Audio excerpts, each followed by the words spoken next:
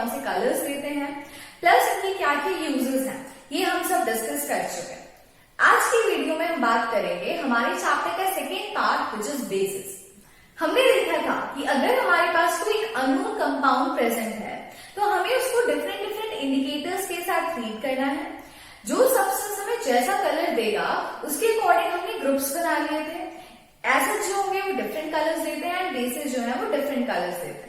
अब जब हमने बेसिस को एक अलग टेबल में उनकी एक अलग लिस्ट बना दी और उनको स्टडी किया तो हमें पता चला कि सारे बेसिस की कुछ एक सिमिलर प्रॉपर्टी होती है जो सारे बेसिस फॉलो करते हैं। फर्स्ट प्रॉपर्टी थी कि all the bases are bitter in taste. सबसे पहले क्या होगा, जितने भी बेसिस हमारे पास प्रेजेंट, जैसे आप लोग कभी नहाते हो तो क्या होता है, मुंह में साबुन चला जाता है एंड साबुन का टेस्ट कैसा होता है, थोड़ा सा बिटर होता है। इसी तरीके से डिफरेंट डिफरेंट बेसिस स्टडी किए और हर बेस का जो टेस्ट था वो कैसा मिला, बिटर टेस्ट, थोड़ा कड़वा सा मिला। That's why we can say that all the bases are bitter in taste. Next चीज जो हमने देखी थी कि सारे बेसिस क्या करते हैं, they turn red litmus to blue. अगर रेड लिटमस पेपर पर आप एक ड्रॉप बेस की पोर करते हो या फिर आप रेड लिटमस पेपर को बेस में डालोगे तो आपको उसका कलर क्या मिल जाएगा, ब्लू कलर। सिमिलरली अगर हम नेचुरल लिटमस सोल्यूशन देखें जो कि पर्पल कलर का होता है, उससे अगर हम बेसिस रिएक्ट करेंगे तो हमें क्या मिलेगा, ब्लू कलर। ठीक है, तो एक प्रॉपर्टी हो गई। नेक्स्ट हम ये कह सकते हैं कि bases are the substances which are opposite to acids. Acids जो रिएक्शन करेंगे उसके जस्ट ऑपोजिट में जो रिएक्शन करते हैं, उसके जस्ट ऑपोजिट जो होते हैं वो कौन से होते हैं, हमारे बेसिस। एंड हमने पढ़ा था कि एसिड और बेसिस आपस में रिएक्ट करते हैं एंड ये रिएक्शन होती है neutralization reaction and after that they form a salt and water. Similarly bases भी एसिड्स के साथ न्यूट्रलाइज करते हैं और सॉल्ट एंड वाटर फॉर्म करते हैं। So bases are also called as the compounds which neutralizes an acid. एक acid को न्यूट्रलाइज करेगा और उसे सॉल्ट बना देगा, तो ये भी एक बेस हो सकता है। तो हम लिख सकते हैं कि neutralizes acid. Bases are the substances which neutralizes acid. ये इसकी थर्ड प्रॉपर्टी हो गई। अब हम अगर इसके कुछ एग्जाम्पल्स देखें तो सबसे स्ट्रॉन्ग बेस जो हमें पता है वो क्या होता है, NaOH, सोडियम हाइड्रोक्साइड। इसके अलावा KOH, potassium hydroxide. MgOH whole twice हमने पढ़ा था, मैग्नीशियम हाइड्रोक्साइड। हाइड्रोक्साइड्स के अलावा हमने पढ़ा था मेटालिक ऑक्साइड्स जो होते हैं, जैसे कि हमारे कैल्शियम ऑक्साइड हो गया या फिर कैल्शियम हाइड्रोक्साइड हो गया। ये सब्सटेंसेस भी जैसे मेटालिक ऑक्साइड है, ये भी बेस की तरह ही काम करते हैं जो एसिड को न्यूट्रलाइज करते हैं। So these are also considered as base. तो ये कुछ हमारे पास एग्जाम्पल्स हैं बेसिस के। अब बेसिस बेसिकली जो ज्यादातर बेसिस है वो कैसे होते हैं, इनसोल्यूबल इन वाटर। ठीक है, most of the bases are insoluble in water, but there are few bases which are soluble, जिनको आप वाटर में डालोगे तो आप वो डिसॉल्व हो जाते हैं। तो ऐसे सब्सटेंसेस या ऐसे बेसिस हम कहें जो वाटर में डिसॉल्व हो सकते हैं उन्हें हम कहते हैं एल्कली बेसिस। मतलब उन्हें हम क्या कह सकते हैं, एल्कली। ठीक है, water soluble bases are called as alkali. अब एल्कली कौन कौन से होंगे, आप लोगों ने अगर पीरियोडिक टेबल कभी देखी होगी तो आप लोगों को जो फर्स्ट ग्रुप देखते हो ना जिसमें सोडियम पोटेशियम सब होता है, वो वाला जो ग्रुप है हमारा जो S1 ग्रुप है, उस ग्रुप को हम क्या बोलते हैं, एल्कली मेटल्स। उन मेटल से जो भी हाइड्रोक्साइड आयंस अटैच होते हैं और वो बेस बनाते हैं तो वो सारे के सारे सोल्यूबल होते हैं वाटर में। That's why they are called as alkali metals and that type of bases which gets dissolved in water are called as alkali bases. So sodium hydroxide, potassium hydroxide, these are alkenes. Most of the reactions हमारे आसपास जो होती हैं वो water में ही होती हैं। अगर एक्विस मीडियम नहीं है तो कोई भी रिएक्शन कैरी आउट करना थोड़ा सा डिफिकल्ट होता है। आप देखते हो सॉलिड सॉलिड इतनी जल्दी रिएक्ट नहीं करते, जबकि लिक्विड सॉलिड या लिक्विड लिक्विड रिएक्ट करते हैं।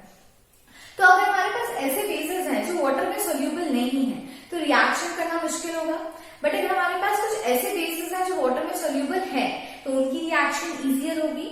तो अब हम आगे चैप्टर में जो भी रिएक्शंस पढ़ेंगे या प्रॉपर्टीज पढ़ेंगे तो उनमें जो भी रिएक्शंस हैं वो कौन परफॉर्म कर सकता है, सिर्फ एल्कली। क्यों, क्योंकि ये वाटर में सोल्यूबल है। जो वाटर में सोल्यूबल नहीं हो सकते वो रिएक्शन परफॉर्म नहीं कर सकते। इसलिए अब हम जो भी आगे बेसिस पढ़ेंगे वो सारे बेस कौन से होंगे हमारे एल्कली। तो दैट्स व्हाई मैं कभी बेस बोलूं या एल्कली बोलूं तो आपको समझ जाना है कि हम सिर्फ वाटर सोल्यूबल बेसिस की बात कर रहे हैं, इनसोल्यूबल बेसिस की बात नहीं कर रहे हैं। हमने एसिड के केस में देखा था कि हर एसिड जैसे कि HCl हो, H2SO4 हो, है ना, या HNO3 हो, ये एसिड जब वाटर में डिसॉल्व होते हैं तो ये आयनिक कंपाउंड्स हैं। तो वाटर में डिसॉल्व होने के बाद ये अपने अपने आयंस में ब्रेक हो जाते हैं। H पॉजिटिव अलग हो जाएगा, Cl नेगेटिव अलग हो जाएगा।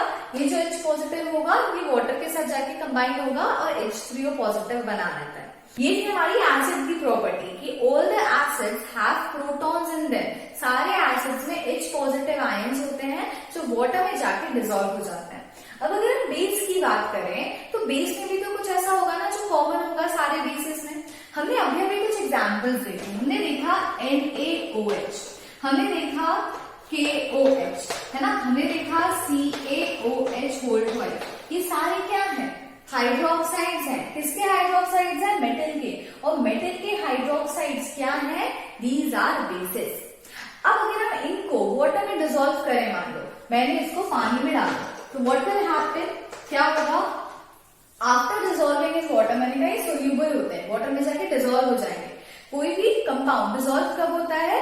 जब वो ब्रेक हो जाए। ये भी एक आयनिक कंपाउंड है, Na पॉजिटिव है और OH नेगेटिव रहता है, ये भी एक आयनिक कंपाउंड है। जैसे ही पानी में जाएगा तो ये डिसोसिएट हो जाएगा, Na पॉजिटिव अलग हो जाएगा और OH नेगेटिव अलग हो जाएगा। फिर क्या होगा? Na जो है ये पॉजिटिव आयंस की तरह मूव करेगा और ये जो OH नेगेटिव है ये डिसोसिएट होकर अलग हो जाएगा और ये एक्वस मीडियम में रहेगा। जैसे हम यहाँ पे H पॉजिटिव के साथ एक्वस लगा रहे थे, वैसे हमें यहाँ OH के साथ भी एक्वस लगाना जरूरी है, क्योंकि ये OH इंडिपेंडेंटली वाटर में नहीं घूमता है, ये किसके साथ मिक्सअप हो जाएगा? हमारे वाटर के साथ में। इसलिए हम इसको यहाँ पे क्या डिनोट करेंगे? AQ, एक्वस के साथ डिनोट करते हैं। इसी तरीके से अगर KOH है, इसको आप वाटर में डिसॉल्व करोगे तो क्या होगा? K पॉजिटिव आयन अलग हो जाएगा और OH नेगेटिव आयन अलग हो जाएगा। सिमिलरली Ca2 पॉजिटिव आयन अलग हो जाएगा प्लस 2OH नेगेटिव आयन अलग हो जाएंगे। ठीक है, यहाँ पे कैल्शियम हाइड्रोक्साइड है ना, कैल्शियम की वैलेंसी यहाँ +2 है और यहाँ पे 2 हाइड्रोक्साइड आयन है, तो 2 हाइड्रोक्साइड आयन अलग हो जाएंगे और कैल्शियम 2 पॉजिटिव अलग हो जाएगा। तो किसी भी बेस को अगर आप वाटर में डिसॉल्व करते हो तो what is going to happen? Positive ions और नेगेटिव आयंस दोनों ब्रेक हो जाएंगे। Hydroxide ions will be dissolve in water. ये चीज आपको याद रखनी है। ठीक है, अब जैसे एसिड के केस में हमने देखा था कि एसिड, कुछ एसिड ऐसे होते हैं जो कंप्लीटली डिसोसिएट होते हैं, जैसे H पॉजिटिव Cl नेगेटिव, ये कंप्लीटली डिसोसिएट हो जाएंगे। बट हमने कुछ ऐसे एसिड्स देखे थे जो वीक एसिड होते हैं, जैसे एसिटिक एसिड या कार्बोनिक एसिड, जो डिसोसिएट तो होते हैं लेकिन कंप्लीटली डिसोसिएट नहीं होते, पार्शियली डिसोसिएट होते हैं, है ना। वो आधे डिसोसिएट होंगे, फिर से कंबाइन हो जाते हैं, फिर से कंपाउंड बना लेते हैं, तो ये साइकिल चलती रहती है। सिमिलरली हमारे जो बेसेस होते हैं उनमें भी कुछ बेस ऐसे होते हैं जो कंप्लीटली डिसोसिएट होते हैं, जैसे NaOH, KOH, कंप्लीटली डिसोसिएट हो जाएंगे। ठीक है, लेकिन कुछ बेसेस ऐसे हैं जैसे कि NH4OH, ये होता है अमोनियम हाइड्रोक्साइड, इधर भी हाइड्रोक्साइड है, ये भी क्या होगा? आपका एक बेस है। ये जब वाटर में जाके डिसोसिएट होगा तो ये बना लेगा NH4 positive plus OH negative. लेकिन ये कंप्लीटली डिसोसिएट नहीं होता, इसके आधे मॉलिक्यूल जाके डिसोसिएट होते हैं। डिसोसिएट होने के बाद ये फिर से कंबाइन हो जाते हैं और ये बना लेते हैं, मतलब ये जो होती है एक रिवर्सिबल रिएक्शन है। पहले ये बनेगा, फिर कंबाइन हो जाएगा, फिर ये बनेगा, फिर ये ब्रेक होगा, फिर ये बनता रहेगा। तो कंप्लीट डिसोसिएशन आप अचीव नहीं कर सकते। आपको क्या मिलेगा? पार्शियल डिसोसिएशन, है ना। हाफ आपको डिसोसिएटेड आयंस मिलेंगे और हाफ आपको कंबाइंड आयंस मिलेंगे। तो ऐसे कंपाउंड्स जो कंप्लीटली डिसोसिएट हो जाते हैं इन्हें हम क्या बोलते हैं? स्ट्रॉन्ग बेस, क्योंकि कंप्लीटली डिसोसिएट हो सकते हैं। लेकिन ऐसे बेस जो कंप्लीटली डिसोसिएट नहीं होते इन्हें हम क्या बोलेंगे? Weak base. जैसे स्ट्रॉन्ग एसिड और वीक एसिड से similarly strong base and weak bases होते हैं। स्ट्रॉन्ग बेस कंप्लीटली डिसोसिएट होते हैं और वीक बेस पार्शियली डिसोसिएट होते हैं। अब क्योंकि कंप्लीटली डिसोसिएट हो गए, आयंस बन गए, तो जैसे ही वाटर में आयंस बने आप इलेक्ट्रिसिटी कंडक्ट करवा सकते हो। मैंने आपको लास्ट वीडियो एसिड वाले केस में भी बताया था कि इलेक्ट्रिसिटी का फ्लो या करंट का फ्लो कब होता है, जब इलेक्ट्रॉन्स या फिर आयंस मूव करते हैं, मोबिलिटी होगी तब करंट फ्लो होगा। तो यहाँ पे भी क्योंकि आयंस बन गए and these ions can move, है ना, तो ये आयंस मूव कर सकते हैं तो इलेक्ट्रिसिटी फ्लो होगी। वीक बेस जो होते हैं इनके भी आयंस हैं, ये भी इलेक्ट्रिसिटी कंडक्ट करवा सकते हैं लेकिन कम क्वांटिटी में। Strong bases and strong acids जो होते हैं वो ज्यादा इलेक्ट्रिसिटी कंडक्ट करवा सकते हैं कंपैरेटिव टू वीक एसिड और वीक बेसिस। हमने बेसिस की फिजिकल प्रॉपर्टीज देखी कि बेस कैसे होते हैं, बिटर इन टेस्ट होते हैं, रेड लिटमस को ब्लू में कन्वर्ट कर देते हैं। इसके अलावा डिफरेंट इंडिकेटर्स के साथ कौन कौन से कलर्स देते हैं वो डिस्कस कर चुके हैं। इलेक्ट्रिसिटी कंडक्ट कराते हैं ये भी देख लिया। एक लास्ट फिजिकल प्रॉपर्टी है कि most of the bases are soapy to touch. जब आप इन्हें डायरेक्टली टच, जैसे स्ट्रॉन्ग बेसिस को टच मत करना because they are harmful, corrosive in nature होते हैं, बट स्टिल अगर आप किसी वजह से उन्हें टच करते हैं, जैसे हम सोप टच करते हैं, तो वो भी तो एक तरीके का बेस है, वीक बेस होता है, इसलिए हम उसको यूज कर सकते हैं। तो जब आप उसे टच करते हो तो कैसे चिकना सा होता है ना, सोपी होता है, तो most of the bases are soapy to touch. अब हम बात करते हैं केमिकल प्रॉपर्टीज की, कि बेस डिफरेंट कंपाउंड्स या एलिमेंट्स के साथ रिएक्ट करके क्या प्रोडक्ट्स आपको देंगे। फर्स्ट आप देखो कि when a base reacts with a metal, कोई एक बेस जब एक मेटल के साथ रिएक्ट करता है, जैसे कि मैं एक एग्जांपल लेती हूँ NaOH, एक स्ट्रॉन्ग बेस है, स्ट्रॉन्ग बेस है तो इजिली रिएक्ट कर सकता है, काफी रिएक्टिव होता है। तो NaOH जब किसी भी एक मेटल, सपोज लेते हैं अपन जिंक, एक जिंक मेटल के साथ ही रिएक्ट कर रहा है ना, आप ऐसे भी लिख सकते हो कि एक बेस है, जब ये एक मेटल के साथ रिएक्ट करता है तो ये क्या बनाता है, ये बनाएगा एक सॉल्ट प्लस, आपको पता है एसिड के केस में क्या हो रहा था, जब एक एसिड एक मेटल के साथ रिएक्ट करते हैं तो क्या होता है, हाइड्रोजन गैस लिबरेट होती है। सिमिलरली जब बेस मेटल के साथ रिएक्ट करेगा तो भी हाइड्रोजन गैस लिबरेट होती है, सॉल्ट बनेगा एंड हाइड्रोजन गैस लिबरेट होगी। तो यहाँ पर देखते हैं बेस है, जब जिंक के साथ रिएक्ट करेगा तो क्या बनाएगा, सॉल्ट। कौन सा सॉल्ट बनाएगा, सोडियम जिंकेट, Na2ZnO2, ठीक है, इसका नाम क्या है, सोडियम जिंकेट प्लस, मैंने क्या बोला, H2 गैस लिबरेट होगी, H2 गैस लिबरेट हो जाएगी। अब क्या ये बैलेंस इक्वेशन है, नहीं है ना, आप यहाँ 2 मल्टीप्लाई करोगे तो अब ये बैलेंस्ड होगी, ठीक है। तो ये आपकी ओवरऑल रिएक्शन होगी। इसमें आपको एक चीज याद रखनी है कि जो आपको सॉल्ट बना है, जनरली आप क्या करते हो, जैसे NaOH है या मान लो NaCl है या फिर सॉल्ट है, इसमें Na पॉजिटिव होता है और Cl नेगेटिव होता है। जब एक बेस और एक मेटल का रिएक्शन होता है तो जो सॉल्ट बनता है उसमें Na2 जो है ये आपका पॉजिटिवली चार्ज होगा, और जो आपका मेटल के साथ ऑक्साइड बना है ये क्या होगा, आपका नेगेटिवली चार्ज आयन होगा, ठीक है। This part will be your positive part and this part will be your negative part. Positive और नेगेटिव कंबाइन होकर ही कोई कंपाउंड बनाते हैं, ठीक है, तो ये इस तरीके से रहता है। अब आप लोग मान लो कि आपको चेक करना है कि हाइड्रोजन गैस लिबरेट हो रही है या नहीं हो रही है, तो जो हमने प्रैक्टिकल एसिड के केस में परफॉर्म किया था, सेम प्रैक्टिकल हम यहाँ करेंगे। एक टेस्ट ट्यूब लोगे, उसमें आप जिंक के कुछ क्रिस्टल्स डाल दो, है ना, जिंक मेटल के कुछ छोटे छोटे क्रिस्टल्स होते हैं वो इंसर्ट करो, प्लस उसमें आप थोड़ा सा बेस डालो, ऊपर से कॉर्क लगाओ, कॉर्क के साथ एक ट्यूब होनी चाहिए, उस ट्यूब को वो यू शेप होनी चाहिए, उसको आपको सोपी वाटर में आपको उसको फ्लो कराना है, बबल्स निकलेंगे, गैस लिबरेट होगी, चेक करना है कि हाइड्रोजन गैस है या नहीं, तो आप एक बर्निंग कैंडल लेके आओगे। अगर वो बर्निंग कैंडल पॉप साउंड के साथ जलती है तो आप बोल सकते हो कि ये हाइड्रोजन गैस यहाँ पे प्रेजेंट है, ठीक है। तो in this way you can identify the presence of hydrogen gas in this reaction. Now अब हमारा सेकेंड रिएक्शन है when a base reacts with N acid, है ना, जब अगर एक बेस एक एसिड के साथ रिएक्ट करेगा तो फिर वो क्या देगा, हम जैसे एसिड के केस में पढ़ चुके हैं, जब एक एसिड एक बेस के साथ रिएक्ट करता है तो क्या देता है, salt and water. Similarly base एक एसिड के साथ रिएक्ट करेगा तो क्या देगा, salt and water. Same reaction है, और क्योंकि यहाँ पे न्यूट्रल कंपाउंड्स बन रहे हैं तो ये रिएक्शन कैसी होगी, अपनी न्यूट्रलाइजेशन रिएक्शन, ये अपन लास्ट वीडियो में पढ़ चुके हैं। बेस अब आप क्या ले सकते हो, NaOH आप बेस ले लो, आप एक एसिड ले लो, कौन सा ले लो, H2SO4 मान लो ले लिया हमने, सल्फ्यूरिक एसिड ले लिया, तो ये क्या बनाएगा, सोडियम सल्फेट Na2SO4 प्लस क्या बन जाएगा आपका, वाटर, है ना, यहाँ से एक H एक O और यहाँ से एक H, ठीक है, तो H2O ये बन गया आपका सॉल्ट एंड वाटर। इसमें Na2 जो है पॉजिटिवली चार्ज होगा और SO4 जो होगा वो नेगेटिवली चार्ज होगा। ये भी क्या है आपकी न्यूट्रलाइजेशन रिएक्शन। और ये जो आपका वाटर बन रहा है, ये वाटर कैसे बन रहा होगा, आपको पता है कि जब आपने इसको मिक्स किया, दोनों एक्वस सॉल्यूशंस हैं, आपका बेस भी एक्वस है और आपका एसिड भी एक्वस है, मतलब ये वाटर में रहेंगे, तो NaOH का OH नेगेटिव प्लस H2SO4 के H पॉजिटिव है ना, इसके H पॉजिटिव आयंस और इसके OH नेगेटिव आयंस, ये दोनों आपस में कंबाइन हो जाएंगे और ये क्या बना लेंगे, H2O वाटर बनाएंगे।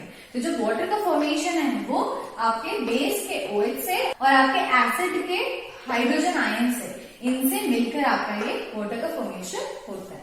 आपको एक चीज और याद रखनी है, इसको एक्वस बनाओगे, इसको भी एक्वस लिखोगे क्योंकि वाटर में डिसॉल्व है, और ये जो बन रहा है इसका स्टेट क्या है, लिक्विड। तो इनकी स्टेट्स भी लिखोगे तो बेटर रहेगा, है ना, क्योंकि हम रिएक्शन इसलिए लिखते हैं ताकि हमें कोई भी इंफॉर्मेशन हमारी एक ही केमिकल रिएक्शन से पता चल जाए। हमने एसिड की रिएक्शन मेटालिक ऑक्साइड्स के साथ देखी थी, उसी तरीके से अगर हम एक बेस को मेटालिक ऑक्साइड की जगह अगर एक नॉन मेटालिक ऑक्साइड से रिएक्ट करें, मान लो आपको बेस को एक नॉन मेटालिक ऑक्साइड से रिएक्ट करें, तो आपके क्या कंपाउंड्स बनेंगे।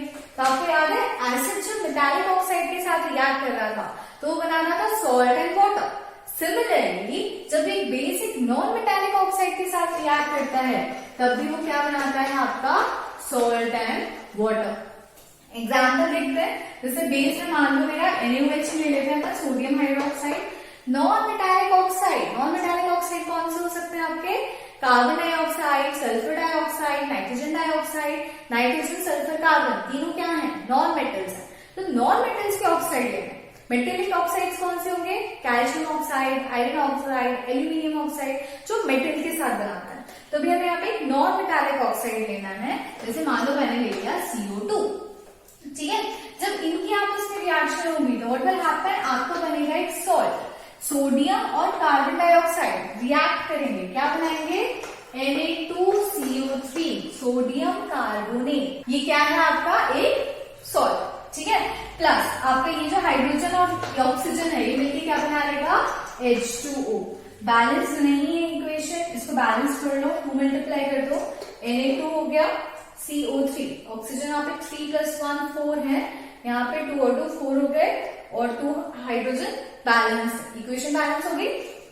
तो 2 मॉलिक्यूल्स ऑफ NaOH और carbon dioxide, non metallic carbon dioxide react कर रहे हैं, सॉल्ट और वाटर बना रहे हैं। ये दोनों क्या है, न्यूट्रल है, इसका मतलब ये रिएक्शन कैसी हो गई, न्यूट्रलाइजेशन रिएक्शन। आपका बेस न्यूट्रल बन गया।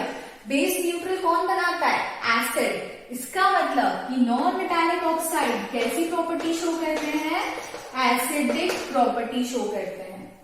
मेटालिक ऑक्साइड एसिड को न्यूट्रलाइज करते हैं, तो आपकी जितने भी मेटालिक ऑक्साइड्स हैं वो सब कैसे होते हैं, बेसिक इन नेचर। सिमिलरली आपके जो नॉन मेटालिक ऑक्साइड्स हैं वो कैसे होंगे, एसिडिक इन नेचर। अब अगर हम बेस के यूजेस की बात करें तो बेस बहुत सारी जगह काम आता है। जैसे सोडियम हाइड्रोक्साइड है आपका, वो सोप इंडस्ट्रीज में, पेपर इंडस्ट्रीज में काम आता है। Magnesium hydroxide as an antacid हम यूज करते हैं, तो टैबलेट हम खा लेते हैं जब हमें एसिडिटी होती है। Calcium hydroxide bleaching powder manufacturing में यूज होता है। सोडियम कार्बोनेट जो होता है वो आपका वॉशिंग सोडा के लिए यूज होता है। तो ऐसे आपके डिफरेंट बेसिस के डिफरेंट यूजेस हैं, जो आप पढ़ लोगे तो आपको समझ में आ जाएगा, दे आर वेरी इजी। तो ये हुआ हमारा बेसिस का पार्ट कंप्लीट, जिसमें हमने बेसिस के यूजेस, उसकी फिजिकल प्रॉपर्टीज, केमिकल प्रॉपर्टीज, उसकी वेरियस रिएक्शन स्टडी करें। तो आई होप आप लोगों को एसिड और बेसिस यहां तक क्लियर हो गया होगा।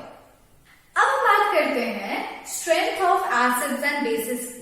हमने ये देख लिया था कि एसिडिक सब्सटेंस क्या है, बेसिक सब्सटेंस क्या है, स्ट्रॉन्ग एसिड्स और स्ट्रॉन्ग बेसिस क्या होते हैं, या फिर वीक एसिड या वीक बेसिस क्या होता है। लेकिन हमारे पास इतने सारे कंपाउंड्स हैं, सब लोग अलग अलग तरीके से एसिडिक प्रॉपर्टी शो करते हैं। कुछ ज्यादा एसिडिक होते हैं जो ज्यादा अपनी प्रॉपर्टीज शो करते हैं, कुछ वीक एसिड्स होते हैं जो उतना नहीं कर पाते। तो हमें कैसे पता चलेगा, मैथमेटिकली हम कैसे डिराइव कर सकते हैं कि कोई भी सब्सटेंस कितना ज्यादा एसिडिक है या कितना ज्यादा बेसिक है, उसकी स्ट्रेंथ क्या है, what is the power of that particular acid और बेस। इसके लिए 1909 में एक साइंटिस्ट थे जिनका नाम था सोरेनसन। सोरेनसन ने कुछ स्टडीज करी और उससे उन्होंने एक चीज डिराइव करी। क्या, अभी अभी हमने देखा कि एसिड्स क्या होते हैं जो कि प्रोटॉन्स लिबरेट करते हैं, है ना।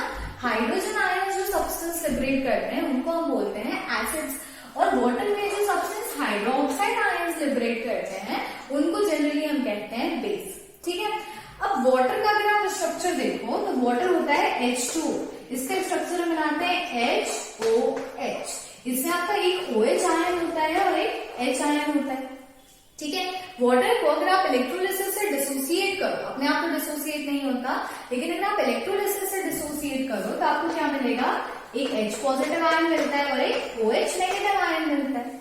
यही दोनों आपस में कंबाइन हो जाते हैं और फिर से आपका H2 मॉलिक्यूल बना लेते हैं। ठीक है, तो वाटर में जितने हाइड्रोजन आयंस हैं उतने ही हाइड्रोक्साइड आयंस हैं, मतलब जितनी एसिडिटी है उतनी ही बेसिसिटी है ना। जितने एसिडिक है उतनी बेसिक है, दोनों एक दूसरे को आपस में क्या कर देते हैं, न्यूट्रलाइज। इसलिए आपका जो वाटर होता है ये कैसा कंपाउंड है, ये एक न्यूट्रल कंपाउंड है, ना तो ये एसिडिक होता है और ना ही ये बेसिक होता है।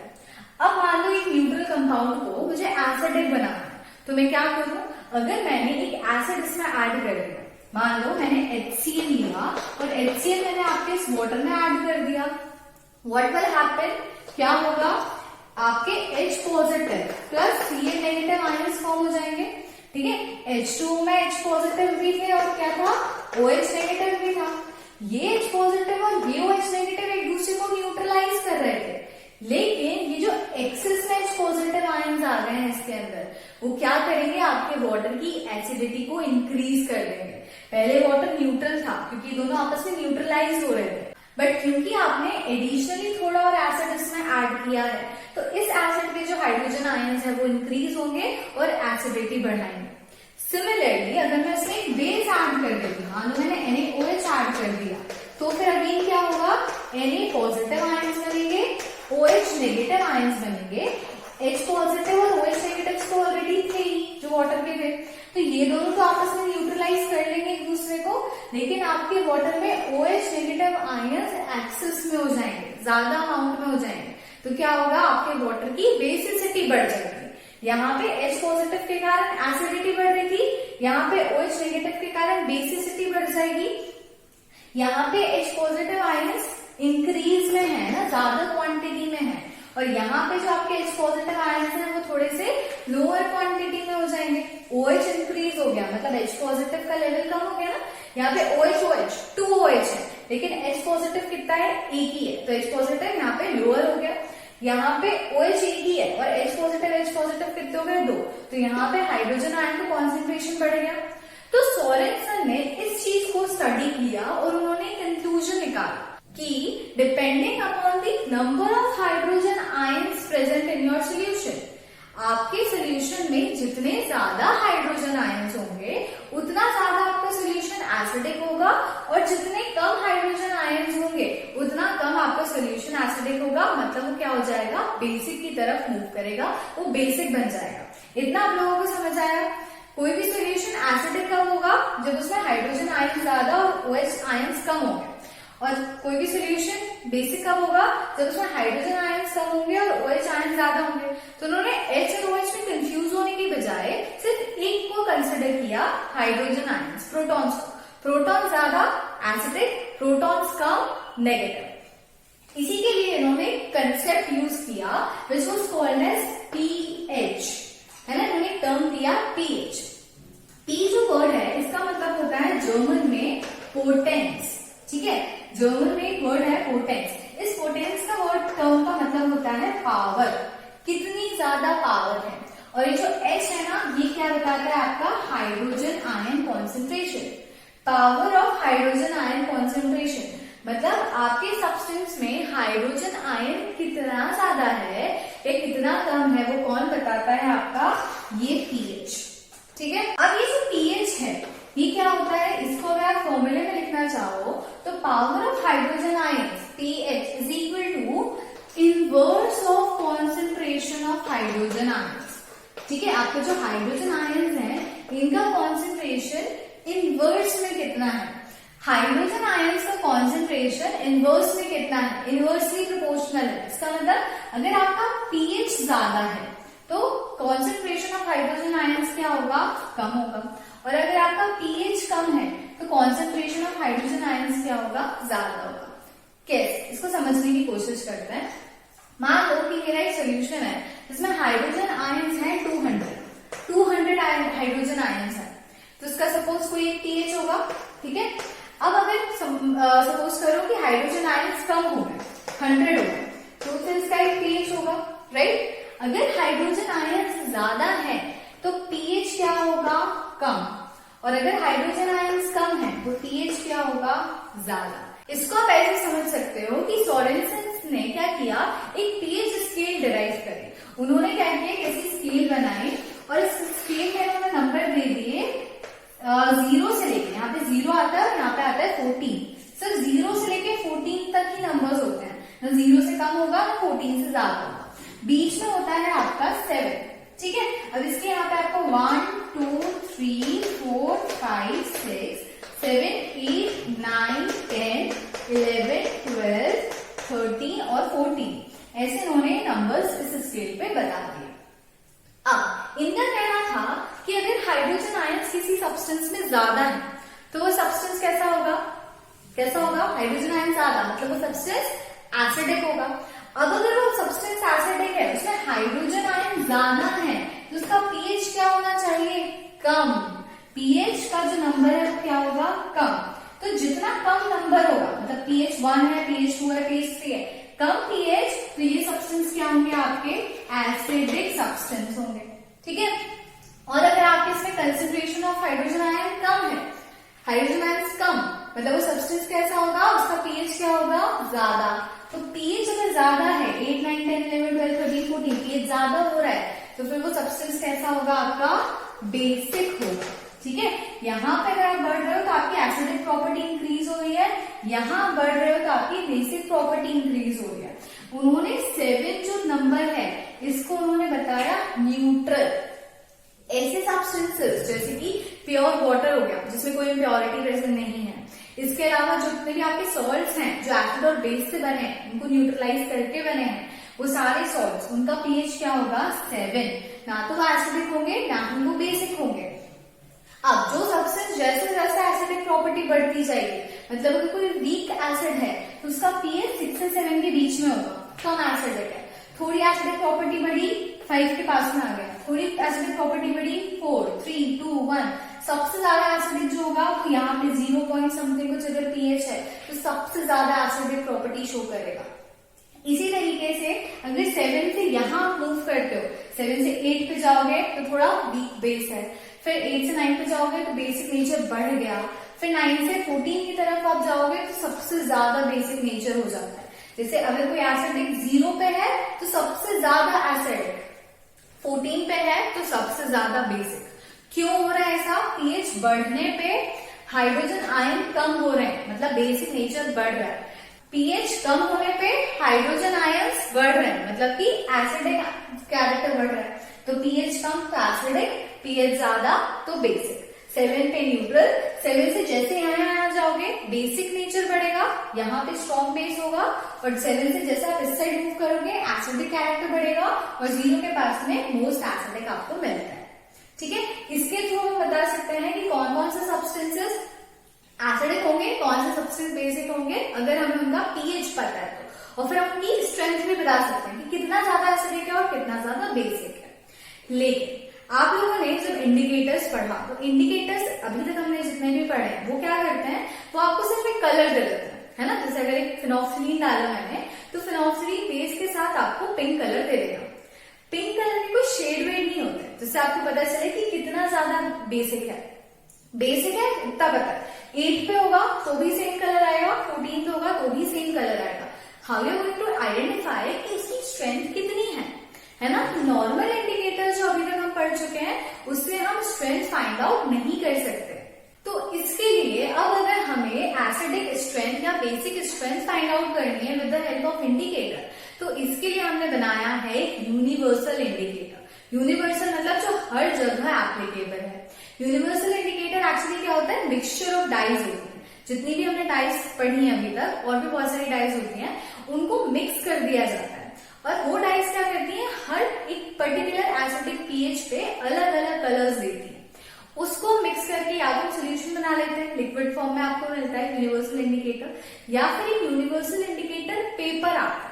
जैसे ही आपने अपने यूनिवर्सल इंडिकेटर पेपर के ऊपर एक ड्रॉप डाला अपने सोल्यूशन का, या फिर आपने उसको इंसर्ट किया किसी सोल्यूशन में, या फिर आपने लिक्विड आप उसको भी यूज कर सकते हो, तो वो सिर्फ एक कलर नहीं देगा। जैसे हमारा लिटमस पेपर देता है blue to red, red to blue, उसमें कोई शेड्स नहीं आते, है ना, सेम एक ही तरह का कलर रहेगा। आपको ये नहीं पता चलेगा कि कितना एसिड कितना बेस। लेकिन हमारा यूनिवर्सल इंडिकेटर पेपर क्या करेगा, अलग अलग शेड देगा।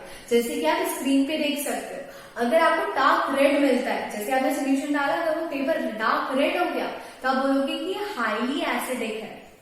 अगर ये ग्रीन होता है तो आप बोलोगे कि न्यूट्रल है। इसी तरीके से आप आगे बढ़ते जाओगे, अगर आपको ब्लू या पर्पल मिल रहा है तो आप बोलोगे कि अब ये बेसिक की तरफ बढ़ रहा है, ये हाईली बेसिक हो गया है। तो हमें क्या करना होता है, हमारे पास इस तरीके का पेपर एक दिया हुआ रहता है जो स्टैंडर्ड पेपर होता है। हमें बस ड्रॉप डालनी है, जो कलर चेंज आया है वो हमें अपने स्टैंडर्ड पेपर से मैच करके देखना है। जो कलर आपको जिस भी जगह मिलेगा वो आपको पता चल जाएगा कि आपका जो सोल्यूशन है वो इतना ज्यादा बेसिक है। अगर 1 होगा तो डिफरेंट रेड कलर आएगा, 2 कलर पे जो रेड कलर का शेड है वो थोड़ा लाइट होता जाएगा, येलो हो गया तो उसका मतलब काफी कम एसिडिक है, वीक एसिडिक है, ग्रीन आता है तो न्यूट्रल है। जैसे आप प्योर वाटर अगर अपने यूनिवर्सल इंडिकेटर पेपर पे डालोगे तो वो ग्रीन कलर का हो जाता है, ठीक है। इसी तरीके से अगर आपने बेस डाला वो पर्पल कलर का हो गया तो आप आइडेंटिफाई कर सकते हो कि अच्छा इसका जो पीएच है वो इसके बीच में आ रहा है ना। इस तरीके से हम यूनिवर्सल इंडिकेटर पेपर या सोल्यूशन से pH of the solution find out कर सकते हैं, जो नॉर्मल इंडिकेटर से नहीं कर सकते। अब हम देखते हैं कि पीएच का हमारी डेली लाइफ में क्या क्या यूज है। तो फर्स्ट है pH in our digestive system. हमने न्यूट्रिशन चैप्टर में देखा था कि जब हमारे स्टमक में डाइजेशन की प्रोसेस स्टार्ट होती है तो उसके लिए हमारे कुछ गैस्ट्रिक जूसेस होते हैं जिसमें कुछ एंजाइम्स होते हैं। वो एंजाइम सिर्फ तभी काम कर सकते हैं जब उन्हें एसिडिक मीडियम मिले। हमारे स्टमक में HCl का सीक्रेशन होता है जो कि उन्हें एसिडिक एनवायरमेंट प्रोवाइड करता है, और उस एनवायरमेंट में ही वो एंजाइम्स एक्टिवेट हो सकते हैं, अपना फंक्शन परफॉर्म कर सकते हैं। सिमिलरली एसिड ही वो सब्सटेंस है जो अगर बाई चांस बैक्टीरिया या कुछ फॉरेन ऑर्गेनिजम्स हमारी बॉडी में एंटर कर जाए तो वो हमें कुछ हार्म ना पहुंचा सके, इसके लिए उनकी किलिंग भी कौन कर देता है, HCl।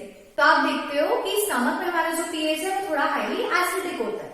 लेकिन हमने ये भी देखा था कि जब हमारा फूड इंटेस्टाइन में ट्रांसफर कर जाता है तो वहां पे कुछ एंजाइम यूज होते हैं जो एसिडिक मीडियम में सर्वाइव नहीं कर सकते, उनको एल्कलाइन मीडियम चाहिए। तो वहां पे फिर एल्कलाइनिटी में चेंज करना पड़ता है, एसिडिक को एल्कलाइन बनाना पड़ता है, तो कुछ एल्कलाइन सब्सटेंसेस रिलीज होते हैं। दैट्स हम कह सकते हैं कि पीएच जो है वो हमारे डाइजेस्टिव सिस्टम के लिए भी बहुत इंपॉर्टेंट है। अगर जहां आपको एसिड की जरूरत है वहां पे एल्कलाइन हो गया, और जहां एल्कलाइन चाहिए वहां पे अगर एसिडिक पीएच हो गया तो आपका पूरा डाइजेस्टिव सिस्टम खराब हो जाएगा। स्टमक में कभी एसिड ज्यादा रिलीज हो जाता है तो हमें थोड़ा सा इरिटेशन सा होता है, स्टमक पेन होता है ना, एसिडिटी बढ़ जाती है, तो ये भी हमारे लिए एक तरीके से थोड़ा गड़बड़ हो जाता है। तो पीएच एक नॉर्मल पीएच जितना हमें चाहिए उतना ही मेंटेन रहना जरूरी है हमारे डाइजेस्टिव सिस्टम में। नेक्स्ट होता है टूथ डिके। टूथ डिके कैसे होता है, जब आप खाना खाते हो तो आपको पता है आपके माउथ में millions and billions of bacteria present है ऑलरेडी। जब आपने खाना खाया तो उनकी एक्टिविटी बढ़ जाती है। वो बैक्टीरिया क्या करते हैं, कुछ पॉइजनस सब्सटेंसेस रिलीज करते हैं हमारे माउथ में। वो पॉइजनस सब्सटेंसेस हाईली एसिडिक होते हैं, तो क्या करेंगे, हमारे माउथ का जो पीएच है उसको थोड़ा कम करेंगे, है ना, एसिड की तरफ बढ़ता जाएगा, एसिडिक हो जाएगा एनवायरमेंट। उस एसिड की प्रेजेंस में हमारा जो टूथ है, आपको पता है टूथ जो है वो कैल्शियम कार्बोनेट, हड्डियां है ना एक तरीके से, तो कैल्शियम कार्बोनेट की बनी होती है, बेसिक है। तो वो क्या करता है, आपके इनेमल में जाता है और आपके इनेमल को वो एसिड डिस्ट्रॉय कर सकता है, जिसकी वजह से हमें टूथ डिके की प्रॉब्लम फेस करनी पड़ती है। इसलिए हमें खाना खाने के बाद अपना माउथ जो है वो अच्छे से रिंस करना चाहिए, ताकि मोस्ट ऑफ द बैक्टीरिया आपकी बॉडी में से चले जाएं। अगर कुछ खाना रह गया है तो वो चला जाए, उसकी प्रेजेंस में बैक्टीरिया ज्यादा पॉइजन या ज्यादा एसिड सीक्रेट ना करे। नेक्स्ट है हमारा पीएच के लिए जो प्लांट्स और एनिमल्स हैं वो भी पीएच से बहुत ज्यादा सेंसिटिव होते हैं। कैसे, प्लांट्स एक प्रॉपर पीएच में ही अपने जो ग्रोथ है उसको कैरी आउट कर सकते हैं। अगर सॉइल का पीएच कम हो गया या सॉइल का पीएच ज्यादा हो गया तो वो सर्वाइव नहीं कर पाते। उनको एक न्यूट्रल पीएच 6 to 8 पीएच के आसपास, मतलब 6 ना बहुत ज्यादा एसिडिक है, 8 ना बहुत ज्यादा बेसिक है, 7 न्यूट्रल है, तो 6 to 8 के बीच में उनको पीएच मिलना चाहिए। अगर इससे कम पीएच जा रहा है, मतलब एसिडिक हो रहा है, तो आपको क्या करना होगा, उसकी सॉइल में थोड़ा सा बेस ऐड करना होगा, सोडियम कार्बोनेट, कैल्शियम कार्बोनेट, कोई भी बेस जिससे एसिडिटी कम हो जाए। सिमिलरली अगर आपकी सॉइल बेसिक हो रही है ना, उसमें बहुत ज्यादा बेस कंटेंट ऐड हो रहा है, तो फिर क्या करोगे आप, कुछ ऑर्गेनिक मैटर ऐड कर दो जिसमें एसिड ज्यादा हो, ताकि उसकी बेसिसिटी थोड़ी न्यूट्रलाइज हो जाए और वो ना ज्यादा बेसिक रहे ना ही वो ज्यादा एसिडिक रहे। तो प्लांट्स भी बहुत सेंसिटिव होते हैं, उनकी ग्रोथ हिंडर हो सकती है अगर उनका पीएच चेंज हुआ तो। सिमिलरली एनिमल्स भी 7 to 7.8 पीएच के आसपास ही नॉर्मली वर्क कर सकते हैं। हमारी बॉडी में भी जो रेड ब्लड सेल्स होते हैं उनका भी पीएच ना बहुत ज्यादा होता है ना बहुत ज्यादा कम होता है, न्यूट्रल पीएच पे ही काम करते हैं। सिमिलरली दूसरे एनिमल्स जो होंगे, जैसे एक्वेटिक एनिमल्स मान लो, अगर आपको पता है एसिड रेन हो रही है आजकल, कार्बन डाइऑक्साइड, सल्फर डाइऑक्साइड, इनसे हमारे वाटर मॉलिक्यूल्स कंबाइन होते हैं, कार्बोनिक एसिड, सल्फ्यूरिक एसिड, ये एसिड्स बनाते हैं, एसिड रेन होती है जो वाटर में जाके मिल जाती है। तो एसिड वाटर में जा रहा है तो वाटर की एसिडिटी इंक्रीज हो रही है, मतलब पीएच कम हो रहा है। इतने कम पीएच पे हमारे एक्वेटिक एनिमल सर्वाइव नहीं कर पाते हैं। तो कई बार आपको देखने को मिलता है कि कई जगह बहुत सारी मछलियां आपको मरी पड़ी मिल रही हैं, जिंदा नहीं है, एक्वेटिक एनिमल्स भी धीरे धीरे कम हो रहे हैं। वो क्यों हो रहे हैं, क्योंकि वाटर का जो पीएच है वो कम हो रहा है, एसिडिक एनवायरमेंट में चेंज हो रहा है। और लास्ट है हमारा सेल्फ डिफेंस के लिए। कुछ एनिमल्स और कुछ प्लांट ऐसे होते हैं जो अपने आप को प्रोटेक्ट करने के लिए सर्टेन एसिड्स और बेसेस सीक्रेट करते हैं। जैसे आपने देखा होगा कभी आप बाहर जा रहे हो और गलती से हनी भी आ गई और उसने आपको बाइट कर लिया, तो हनी बी की जो स्टिंग होती है उसमें एसिड प्रेजेंट होता है। तो जैसे ही उसने आपको स्टिंग किया, व्हाट विल हैपन, उसकी स्टिंग से जो एसिड है वो आपकी बॉडी में एंटर हो जाएगा और आपको इरिटेशन कॉज करता है, इचिंग कॉज करता है। तो आप क्या करते हो, जैसे हनी बी ने आपको काटा, घर पे जाके जल्दी से बेकिंग सोडा लगा देते हो। बेकिंग सोडा क्या है, सोडियम कार्बोनेट, क्या है वो एक तरीके से बेस की तरह काम करता है। जैसे ही आपने बेकिंग सोडा रब किया तो क्या होगा, एसिड और बेस न्यूट्रलाइज हो जाएंगे और आपको थोड़ा सा रिलीफ मिलेगा। सिमिलरली आपने वैक्स देखी होंगी, जब वैक्स अगर आपको काट देती है गलती से भी, तब आप उसमें बेकिंग सोडा अप्लाई नहीं करोगे। क्यों, क्योंकि जब वैक्स ने काटा है तो आपकी बॉडी में उसने एक एल्कलाइन लिक्विड इंजेक्ट किया है, मतलब एक बेसिक लिक्विड इंजेक्ट किया है। बेस पर आप बेस ही रब करोगे तो क्या फायदा होगा। तो हम क्या करते हैं उस कंडीशन में विनेगर या फिर कोई एसिडिक सब्सटेंस रब कर लेते हैं जल्दी से, ताकि वो एसिड और बेस न्यूट्रलाइज हो जाए। इसी तरह से जब एंट आपको काटती है तो वो मीथेनोइक एसिड सीक्रेट करती है। मीथेनोइक एसिड भी एक वीक एसिड है। तो आप क्या करोगे, जब एंट ने काटा है तो फिर एसिड या विनेगर नहीं लगाओगे, आप क्या लगाओगे, बेकिंग सोडा या ऐसा कुछ बेस जो कि उस एसिड को न्यूट्रलाइज कर रहा है। तो सेल्फ डिफेंस के लिए भी, अपने आप को बचाने के लिए भी कुछ प्लांट्स एंड एनिमल्स बेस और एसिड सीक्रेट करते हैं। ठीक है, तो ये हमने देखा कि पीएच की इंपॉर्टेंस हमारी डेली लाइफ में क्या होती है, एसिड्स क्या होते हैं, बेस क्या होते हैं, इनकी प्रॉपर्टीज क्या होती है, पीएच क्या होती है, इंडिकेटर्स और यूनिवर्सल इंडिकेटर्स। ठीक है, ये सब कुछ हमने आज डिटेल में और लास्ट वीडियो में डिस्कस कर चुके हैं। अब नेक्स्ट वीडियो से हम स्टार्ट करेंगे salt and different type of salt की प्रॉपर्टीज। तब तक के लिए आप लोगों का काम है कि आप लोग एसिड और बेस कंप्लीटली स्टडी करके रखो।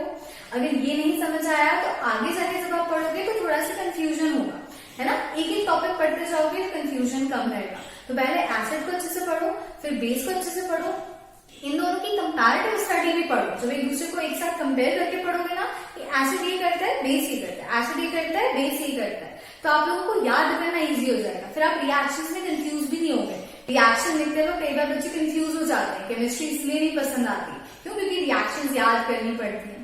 बिल्कुल याद करने की जरूरत नहीं है, आपको बस ये पता होना चाहिए कि एसिड क्या है और बेस क्या है, किससे रिएक्ट कर रहा है। प्रोडक्ट्स आप खुद बना सकते हो, बहुत ईजी होता है। अब हम मिलेंगे अपनी नेक्स्ट वीडियो में, हम सॉल्ट डिस्कस करेंगे। तब तक के लिए अपना ध्यान रखिए, खुश रहिए, मुस्कुराते रहिए। Bye bye.